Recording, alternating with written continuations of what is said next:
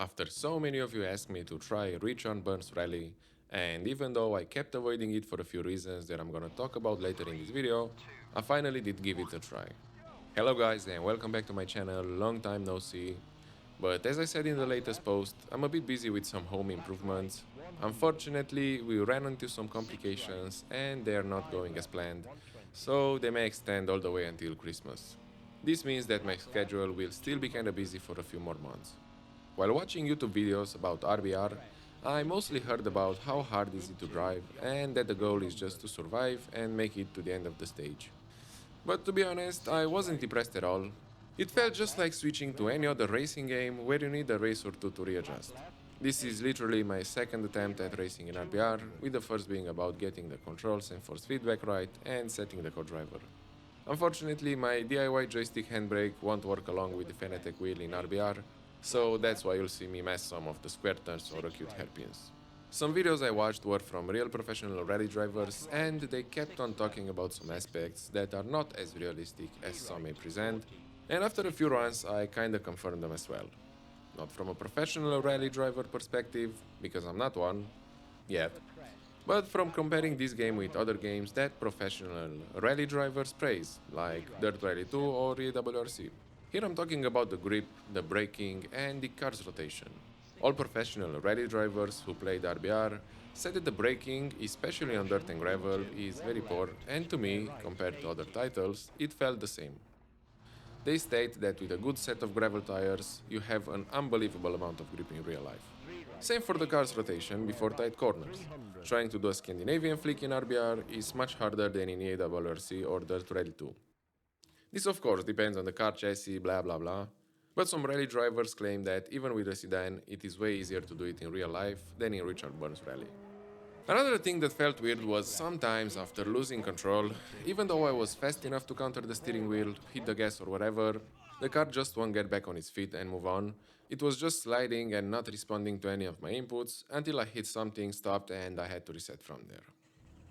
Now on asphalt, I do own a car in real life that I drive on a daily basis, and I hit the karting track from time to time, so I kinda have a feeling about what it's like to drive somewhat fast on asphalt.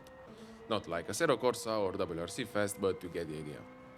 In RBR compared to a WRC or a Zero, the car didn't feel as planned as snappy, even with some generic setups that are available to some cars in game. I said at the beginning of this video that I kinda kept avoiding RBR, and here's why. Well, it's an old game, and in my case, for a game to be immersive, it needs to have three things. Good force feedback, good graphics, Boo! You suck! and good audio. In RBR's case, the force feedback is not a question at all. The modding community that keeps this game alive has done a very good job at simulating everything and making new hardware compatible with the game, so I'll give them credit for that. Now speaking about graphics, Boo! You suck! I know what you're gonna say, that I'm a graphics geek and shit. While watching others play, I had time to analyze every part of the screen and see some details that kept me away, like 2D trees and people, bad textures and sketchy 3D models. But while playing, I'm more focused on the road and some of those details start to dissipate. Until it's time to watch a replay or snap some screenshots, which takes me back to all of the issues listed above. Anyway, some maps are good, a few are really good and others are really bad. A few have decent lighting and others feel like cardboard.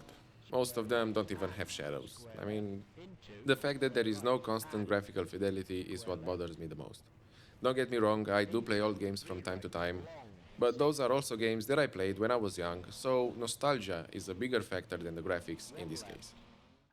After spending some more time on this game, I wasn't as concerned about the graphics anymore as I was annoyed about the audio. I tried some old cars, some new cars, and I'm sorry to say, but to me they all sound bad. On some maps, the co-driver is a combination of the normal co-driver and the numeric co-driver. So hearing two voices at once that also sound weird, it only makes me cringe. Take a listen for yourself.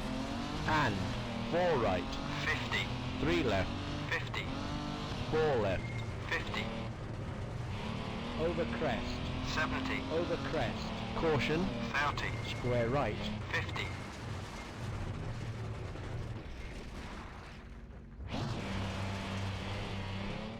Also, the fact that every time I'm loading a track, the audio goes crazy, like my PC is about to go blue screen, Maybe this can be solved by turning off the menu music, but anyway. Speaking of the co-driver, I don't know yet if this is a settings you can do once somewhere in some menu, but having to always set my co-driver to numeric every time I start or restart a race, it's really annoying. Let me know in the comments if you know a workaround. There are also a few things that I admire about RBR, and that is the fact that this game is run only by the modding community, and even though I have those graphical and audio issues with it, I have to give them my respect for the work they put in, keeping this game alive, making it compatible with modern hardware, modern force feedback, and so on. Also, the maps, whether good or bad, are nice to know that they are inspired by real rally tracks from all over the world, and that the creator has tried their best to recreate them with as great fidelity as possible. I know what a pain in the ass is it to create maps, because I made one for Farming Simulator 17, where I also tried to recreate my hometown in the best way I could. But anyway, these are my thoughts about RBR, and I can surely say it won't be on my menu. 70. 3 left, 3 right, 3 left. Huh?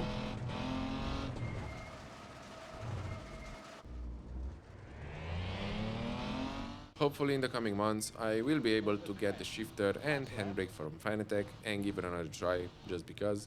This way I will stop running into compatibility issues, because this DIY joystick handbrake gives me a lot of headaches. Not only here, but also in a lot of other games. I also need to get a full Fanatec set so I can be able to test my final version of the cockpit design, which I will be sharing more information about in the coming months. Let me know in the comments if you agree or not with my thoughts about Rich and Burns Rally, and I'll see you soon. Bye!